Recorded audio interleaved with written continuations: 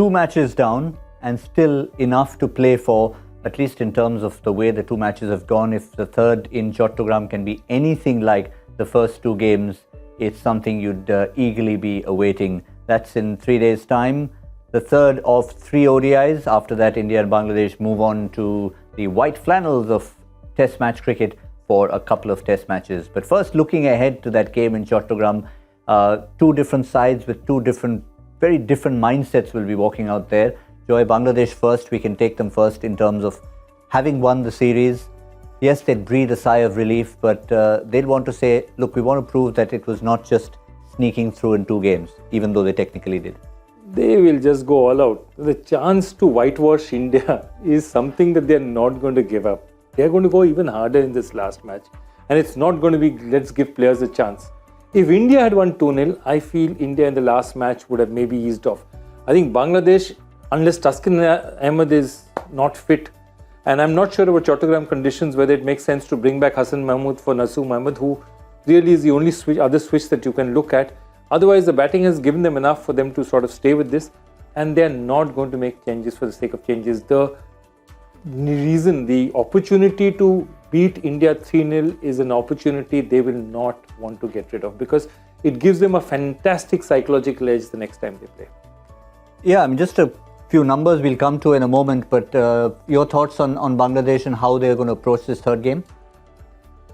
Definitely, they're going to go for the kill. I completely agree with Joy that the fact that they can beat India 3-0 is not something that's going to come around too often. And when they have the opportunity, they're going to try and, by all means pounce on it and try and achieve that. The only thing that I will think is Ibadat will be playing the Test matches. So do they want him to play another game there in Chattogram as they call it now? That is the only question, whether they want to rest him and keep him fresh for the Test matches, or do they want to make sure that he can go ahead with the ODI and obviously be ready for the Test as well. Other than that, I don't see any other change being there from the Bangladesh team.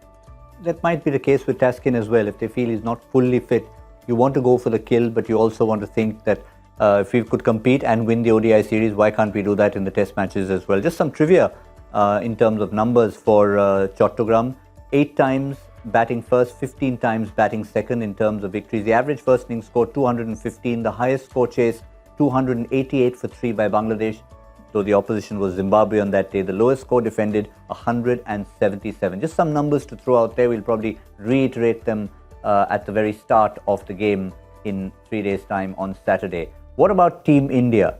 Now, Joy was suggesting that if India had won the series 2-0, they might have gone and given all the other players a chance. But now that you've lost the series 2-0, does the same not apply? No, it doesn't. No. And India is the best 11, the best fit 11. We cannot take a chance of going down 0-3. It's just a psychological thing. It's too proud. This tradition is too much. They're going to say, whatever it is, you've got to smash them in this last innings. I think Ishan Kishan will get the nod, considering he's opened against South Africa. I think it'll be Ishan and Shikhar to open. And I do think instead of Chahar, it'll be Shahbaz Ahmed who will come in. They'll play with 3 spinners and 3 fast bowlers, and obviously that will bolster the batting as well. And the fact that the spinners have, generally aids a bit of turn in Chittagong. So I think they will go with that 11. But these will be the 2 forced changes. I'm very sure that Rohit won't be available for next game, considering the injury that he's got. It's not going to heal in 2 days' time. So they will see a couple of forced changes, and it'll still be a very strong team, and they will be playing for a lot of pride, because they know they don't want to go down 3-0. That's for sure.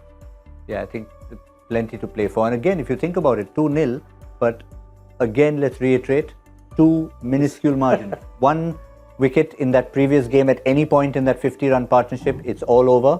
And 1/6 of the last ball from a 6-hitting maestro, it's all over. Could have been 2-0 to India. No, that's it. Normally India in bilateral series, these are the games India wins. It's very rare that India loses a match after getting the other team down 9 down with 50 runs to get. So it's one of those things that we've just not managed to complete it. Even if you look at the other second match, today what happened?